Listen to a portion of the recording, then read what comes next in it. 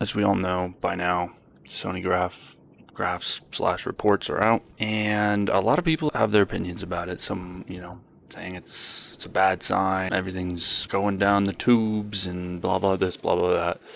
A lot of people saying that Destiny, is a bad game, that Marathon's a bad game. Right off the bat, I just don't agree with a lot of these opinions. That being said, there are a lot of issues, and I wanted to take the time to talk about some of these issues and, the Sony reports today. Let's do a quick recap how we got here. Very, very short. First things first. Again, we can't blame one individual person. Truly believe in my bones, Pete Parsons is one of the biggest reasons that we are here today, that Bungie's in the predicament they are in as a company. Again, it's not the devs' fault necessarily. It's not even leadership to some degree. It's just a collective of amount of decisions that were made that were all negative. I believe that was based on a mindset that Pete Parsons brought into the company. That's all I'm going to go into about that. I don't want to, that's in the past. Pete's gone. We're here today. We don't need to focus about that. So real quick, I just want to go over the numbers here. They break it down by category, orange being our game and network services. This is, where Bungie is located inside of the portfolio. All these numbers are in billion yen right here. They also have a music, a pictures, entertainment technology services, imaging and sensing solutions, and some other random categories. Our main focus today is going to be this game and network services right here. And while I don't have a key for everything, I'm guessing this is the total effect impact. I don't know exactly. I don't know. I'm not a big business major or anything like that. So this is the image I'm seeing everywhere, right?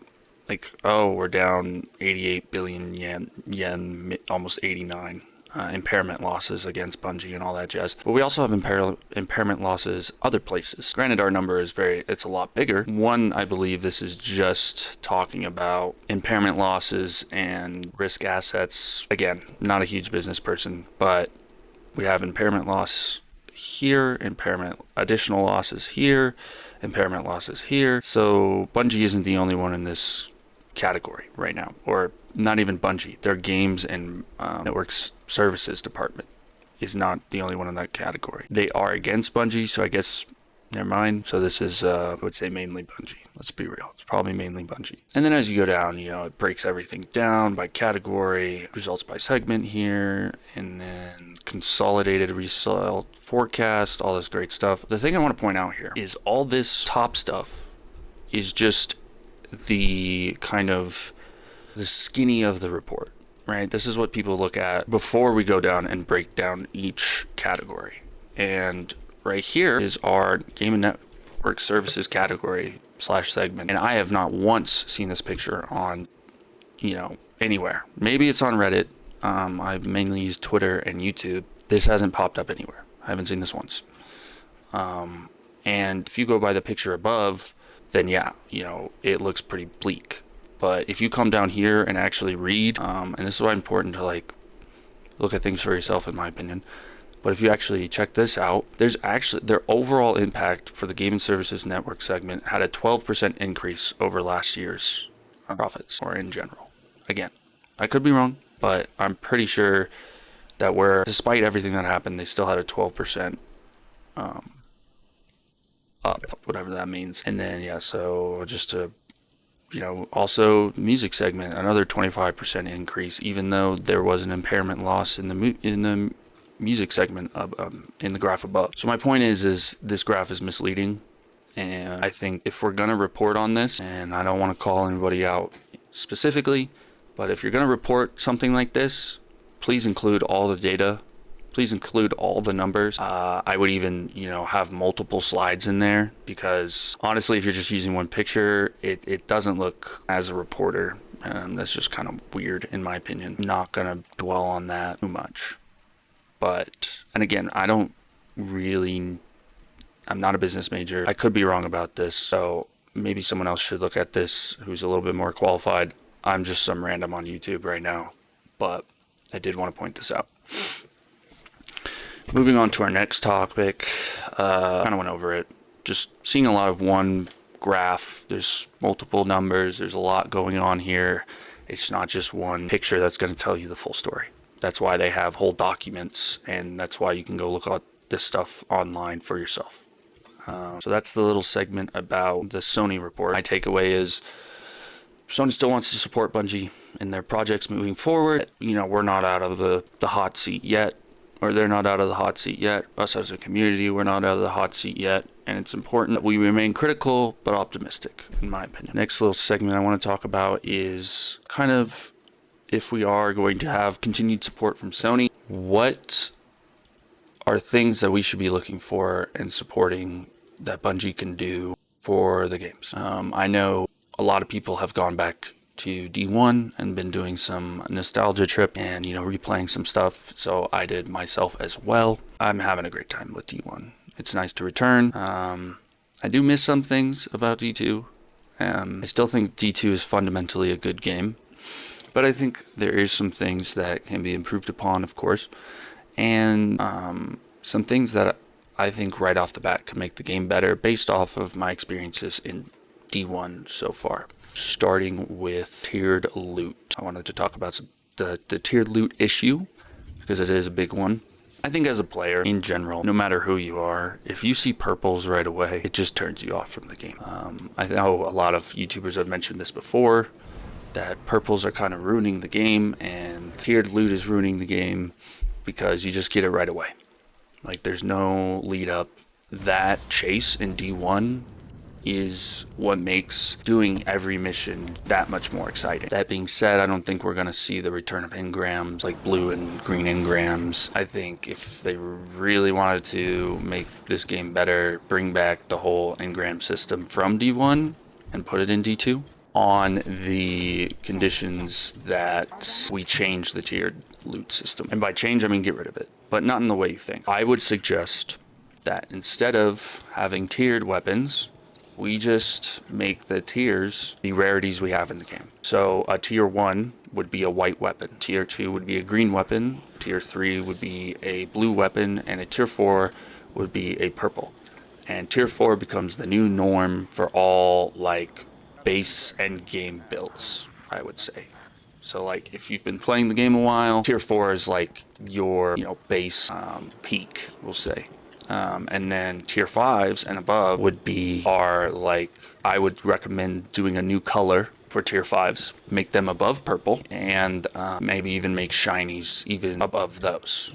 So realistically, our new layout would be white weapons at tier 1, green at tier 2, blues at tier 3, purples at tier 4, and then maybe you have the tier 4 shinies with your hollow foil. You have tier 5s and you have your tier 5 shiny. And then you make those tier 5 shinies extremely rare. And yeah, you still can get shinies, but at the tier 4 level. And those maybe are a little bit more common, but that way you have like something to grind for even when there isn't a whole lot going on in Destiny. Because yeah, I believe that the scarcity of those really high-end weapons in Destiny 1 really made the game just amazing. But that being said, I don't think the D1 weapon grind would work in D2 because D1 was a very different animal than D2. In D2, a lot of our progression and whatnot seems to be more ability focused, while our guns are just kind of really nice tools to have.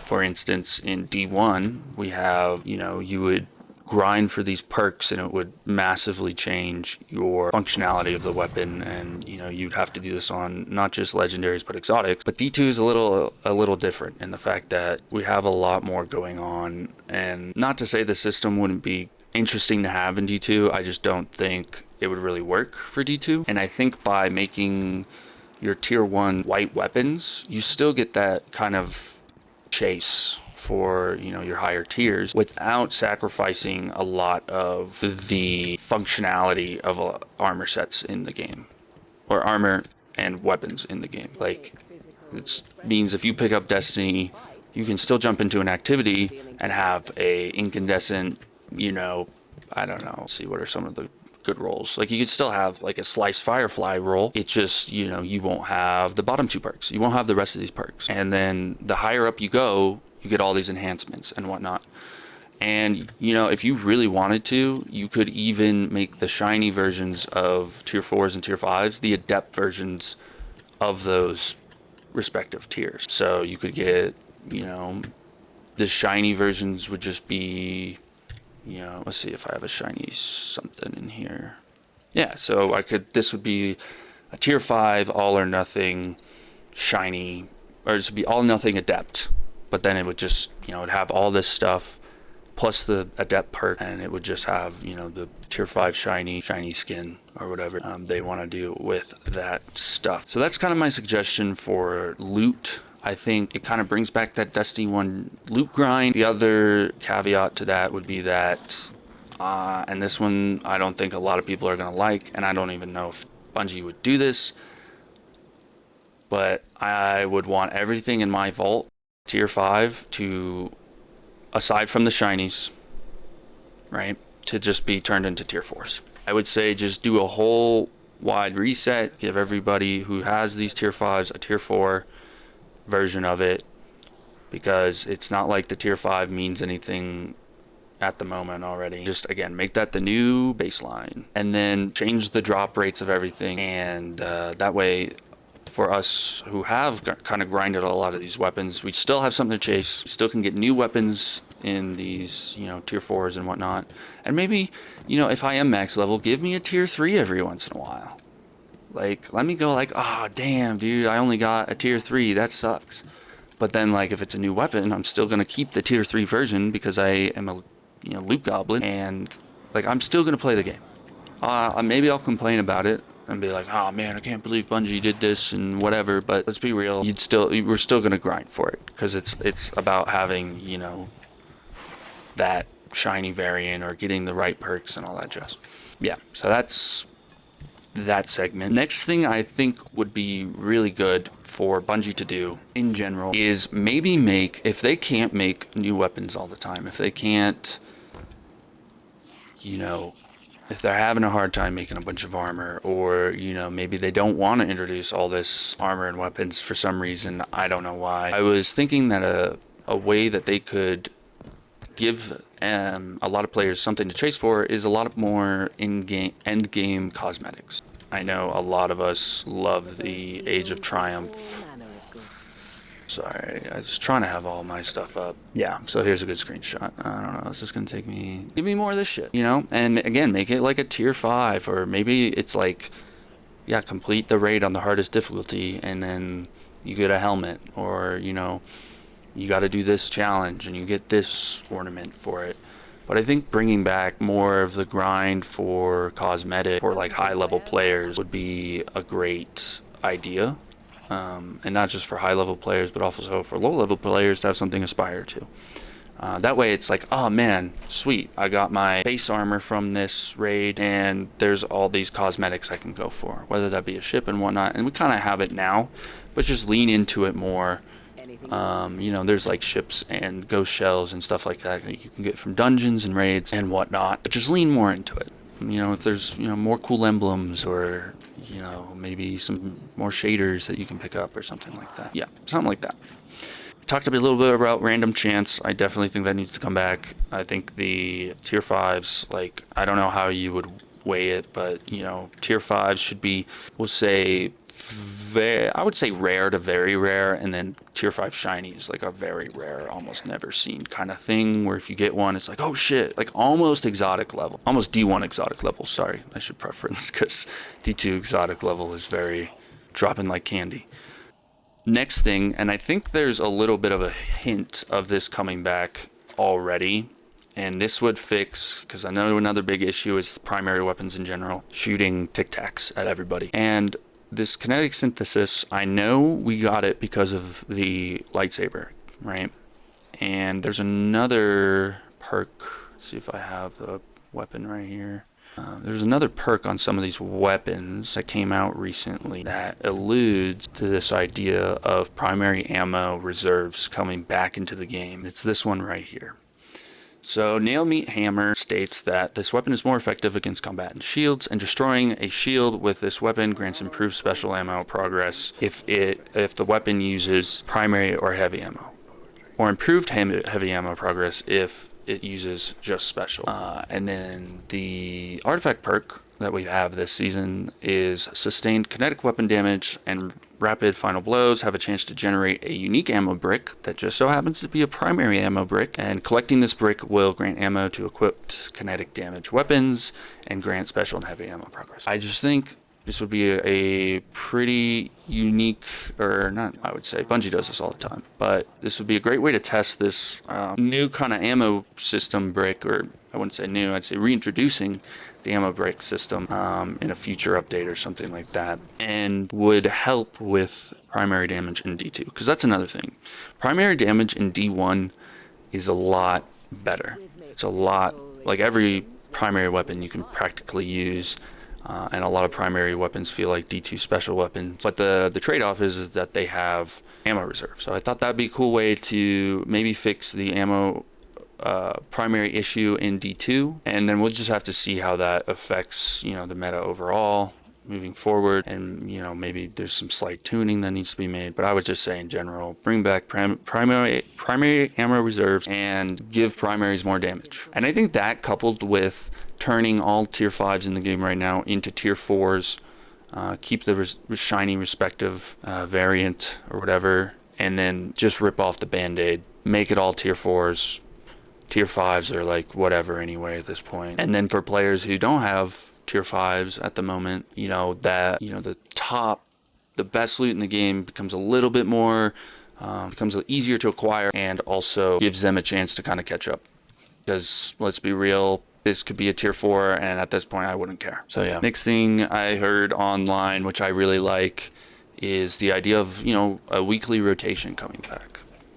So right now, you know, we have the portal, and we have a daily rotation, so these top ones, I believe, switch every day. I don't remember. And we, you know, we kind of have like this Grandmaster, what is it, alarm or whatever. I don't even know. And this is like how you know the portal's kind of weird, because I don't even remember how to get, there it is.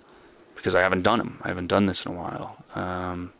So adding more things to this page, maybe. I know D1 did a pretty good job. I think in D1 you would go to the director and you would go to destinations, and then like in the left hand corner there'd be like weekly things for you to do. One of them would be like Prison of Elders, there'd be a raid, and then like some strikes in a Crucible map or two. That would be pretty awesome to do as well. If we are going to have weekly rotators come back, the other thing that needs to come back, and this is maybe more long term, and I don't know if they do this, but in general, vendors need to go back to D1 vendors. Give me armor. And we kind of have it. It's just a little basic right now. You know, we're only allowed to get a certain amount per week, and I think they're bringing, I forgot what they're called, like ciphers back to some degree, so like kind of like a token system back. So we'll see how that goes, but you know, the D1 vendors were really the best vendors we've ever had. And granted, that was also because it wasn't just like you get the weapon, which was already pretty rare in D1 times, but it was also, okay, sweet, now I can start grinding for the best perks on this one. So I think, yeah, a return to form D1 vendors would be great. I really have been enjoying D1 vendors since I turned to D1. Doing a little playthrough. We do have the raid and dungeon change coming up, and I think that change would be even stronger with our tiered weapon change. I think that, you know, if you're highest in the game, you know, tier 4s are maybe uncommon, and then your tier 3s are maybe common rarity or something like that. Just again, giving you something to grind for while also not completely gutting you as far as like power and whatnot. Let's see. Yeah, portal, and I put here portal as the weekly, so rotator.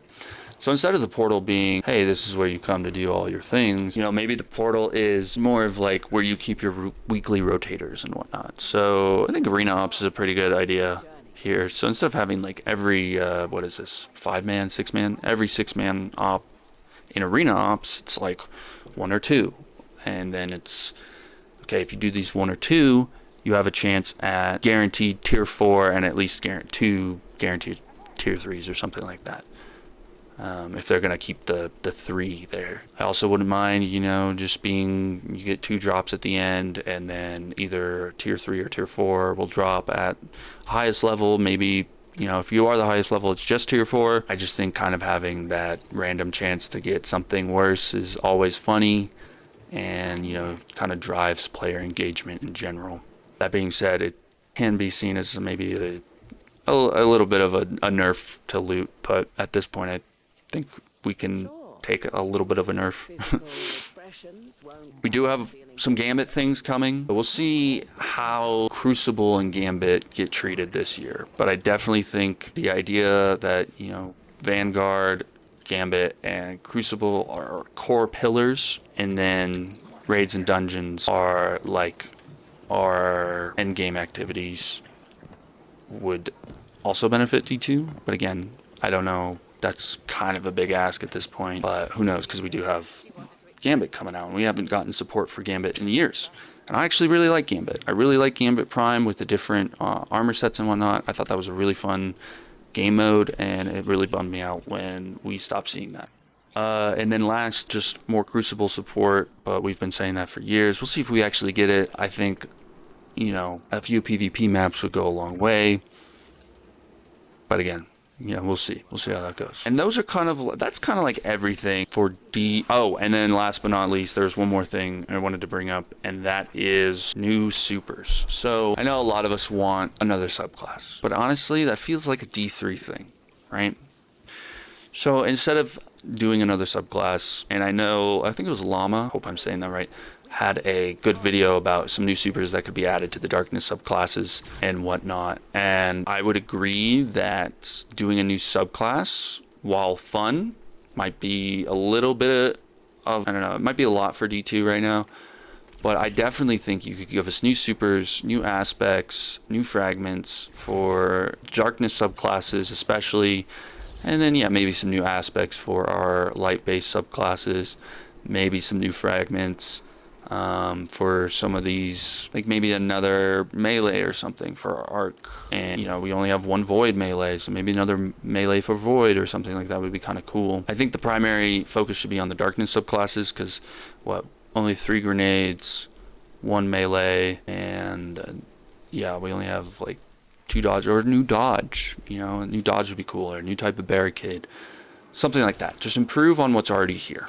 Stop trying to make brand new stuff, and just make good story, improve on what's here, give us more tools to the sandbox, and change how the loot works. Make loot feel like a little bit more linear, like a linear progression of how we get loot. If I'm brand new to Destiny 2, maybe I have to unlock some of my fragments and stuff once I get, and I'm getting tier 1s and all that jazz, but once I get like a good roll on that tier 1, even if it's white, then boom, I can still run with a good void. I could still run with destabilizing and withering gaze if I wanted to, or I could do a destabilizing demoralize on this weapon, even if it's a tier weapon. And that might drive players to play more early, and then maybe go for some harder content later to try to get a lot of these higher tier weapons. And again, it doesn't have to be level based either. I know I was talking about levels earlier, but it could just be, this is a 550 activity. Again, that's kind of leveled, but this is a GM, we'll say, and you get tier 4s from this, and then it occasionally drops a tier 5 for you. Or when you do the raid, I think tier 5s and tier 5 adepts is what I'm going to call them, because we don't really have a color for a tier 5 at the moment. We just have dots and purple. But I think a new color for tier 5 would work, and then adepts would be like, maybe 1, and you just have to be really lucky. I don't even know how you would figure out the rarity for those. But if they do drop, they come with a unique shader, a unique look, and, maybe not a unique look, but at least a unique shader, your shiny variant, and all the perks and origin traits enhanced, as well as your barrel and mag sizes. So, yeah. And that is going to be, so that's everything for D2. Now, in the spirit of moving forward, because we all know that like it's not just D2 that I want to succeed, and I hope that a lot of people feel the same way about that, but it's also Marathon. I think Marathon is a good game. I think it's a challenging one, and I think it's a good outlet for people who want more of a competitive gaming environment, who are quote unquote sweaty. Now there's a lot of issues with Marathon, but there's a lot of good things as well. So I wrote down some things that I think Marathon could improve on that would help overall player experience. And the first thing is just more maps, weapons, and shells. Now I know we're getting an update to the game soon with the season and the reset, and we're getting a new shell. I think we're getting a new weapon, cores, implants, all that fun stuff. But I also think it's very important that Marathon have new maps, especially since it's PvP. Because right now, yes, we only have 3 maps, and variety is very limited in that game as far as locations go, even though the amount of like builds that you can do in that game are a lot. There's a lot of weapons. I think the overall balance is pretty good. Just more content. And I know that it will come with time, but I wanted to start with that because I do think it's really important Bungie continue content kind of quickly, mainly because it's a new game and people want more of it right now. Also because we've gotten our, we're working on D2 June thing, and we'll see how that goes. I don't think that Bungie wants to completely sideline D2. I think they do want to work on it. They have to figure out how to manage 2 projects, and if they can't do that, then it really is JoVeR, in my opinion. But I do think that they can. I think that they are also reeling from years of bad leadership and trying to get their shit together. I think Sony and them have had talks, but this is all speculation, so I could be totally wrong. Second thing, just more balance changes. I think the recon is my biggest example of that, and I'll get to that in a minute here, but I think they're doing a pretty good job at like addressing feedback. Whether we like the way that they're balancing things is another topic of discussion, but Joe Ziegler over on Twitter has been very communicative about what's going on. Granted, he's not like on there every day, but he does give us pretty regular updates on what they're planning to do and what they're working on. So I think that's a big positive. I wish we got more of that from the Bungie website, maybe a news tab or something like that. But at least we have Joe. My next thing is, and this one's a little bit of this is an opinion. I think Bungie needs to just trust in their product or vision, and a great example is Recon. I think Recon right now is way overtuned. I think you run more than one Recon on a team, you basically have pseudo wall hacks, and it's kind of takes the tension out of matches. You don't have to think as hard when you're playing Recon, because you can just wait for your ulti, and then if you push a location, you can just ult, and then who's there and where they're at. And so at least beforehand you had to kind of guess, okay, is that bots, is this players? You kind of had to, there was a little bit of a guessing game going on as far as using that ultimate. I think right now there's not enough risk involved in that ulti when using it, especially since you can't really see where she's coming from anymore. I do think that she needed a buff. I think they want to way too overboard with it. At least if beforehand you could see where the ult's coming from, if you're being pinged, and then you could kind of find her and maybe take her down before she can really start telling everybody where you're at or whatever. The other issue I have with it is the fact that no other shell besides a Recon can get a notification via noise or HUD or whatever it looks like that they're being pinged. So if you don't have a Recon on your team and another team has a Recon right now, you would never know that they're pinging you. And that's not necessarily a bad thing, but it just makes it so that Recon is like a must on a team. Like if you don't have a Recon, especially on higher tier maps, you're trolling. It would also help with I think the equipment issue, because if you don't know where everybody is, then you can't just kind of throw nades at their general location. You kind of, again, you have to guess, and maybe you're wrong, and maybe there's a bot instead of a player. So I think Recon ult, maybe keep the visibility where it's at as far as like being able to see her ultimate, but take out the player pings.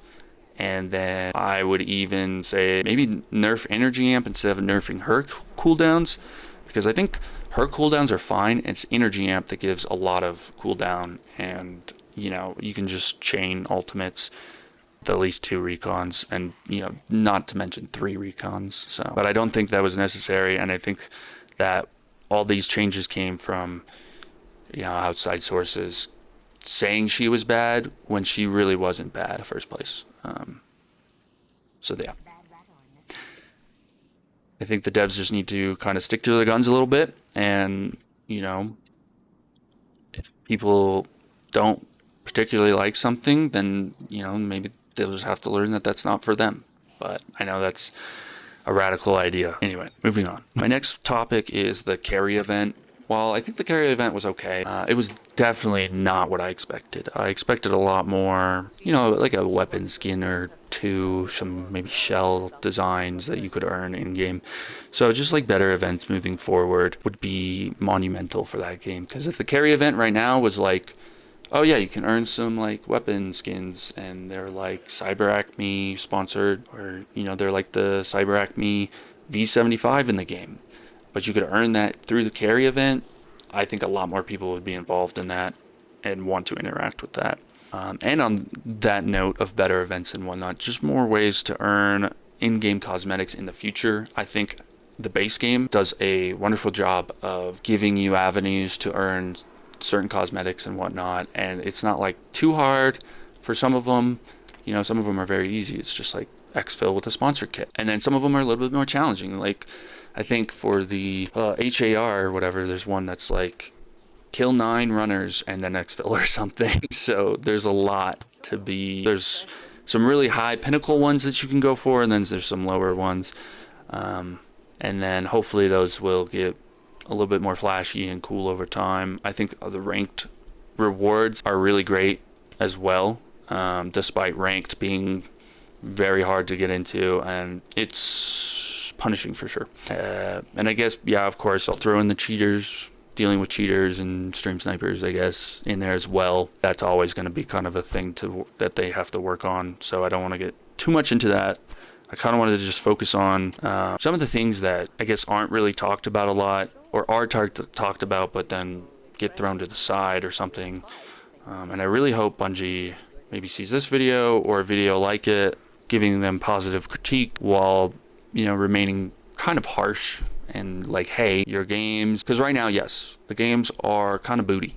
They have good bones, you know, like even this build right here that I started doing with Gunpowder Gamble, Stylus Executioner, Deadfall, and then we have Khepri Sting on, and I really like the interaction between Khepri's and the Facet of Bravery, and then this Weakening Slayer's Fang. And basically you get smoke everywhere, you get unravel everywhere, you have weaken. It's a ton of fun, and I think the issue right now is we don't have Destiny 2 content. And when we do get Destiny 2 content, we go through it so fast because there's not an actual grind like Destiny 1. We're just kind of done with it after a week. And I know everybody wants some stuff right away, but I think what we're finding now is that the D1 grind, while it sucks sometimes, was a lot more rewarding. And I'm not saying Destiny 2 has to be the exact copy of D1 grind. I think Destiny 2 should iterate on it to make it a bit more feasible for a Destiny 2 sandbox and whatnot. Anyway, this video is probably already long enough, so I don't want to get too crazy, but I did want to give my thoughts, and hopefully enough of us agree, or somebody sees this and they're inspired, or sees another video and they're inspired to, I don't know, hopefully get the E2 back on track and Marathon on track, because I do think both games are fundamentally great games. I think that, you know, it's just design choices over the years have kind of led us to this predicament that we're in, where every, like 2 months, it's another make or break moment for Destiny right now. And I even think the sticking to your or trusting in your product / vision for Destiny would benefit too. I do not think everybody's going to be happy about having to grind for things to some degree, but maybe this is a happy medium where we get a little bit of the D1 and a little bit of the D2 kind of casual vibe of, hey, I just want to get in and shoot some stuff. But anyway, if you want to come argue with me, I'm live at GordonRamsby.ttv pretty much every day. I think I take like 2 days off, usually like Saturday, Friday, or Saturday, Sunday. But even then, I might be on those days. But yeah, come by, give me your opinions, and then if you like this video, drop a like on it, as well as a subscribe if you want to see more content. I am working to get back into the YouTube side of things. I've been working on our stream over on Twitch for a few weeks, months, I don't know, it's been a while. Awesome. Well, I hope you guys enjoyed, and we'll see y'all in the next one. Toodles.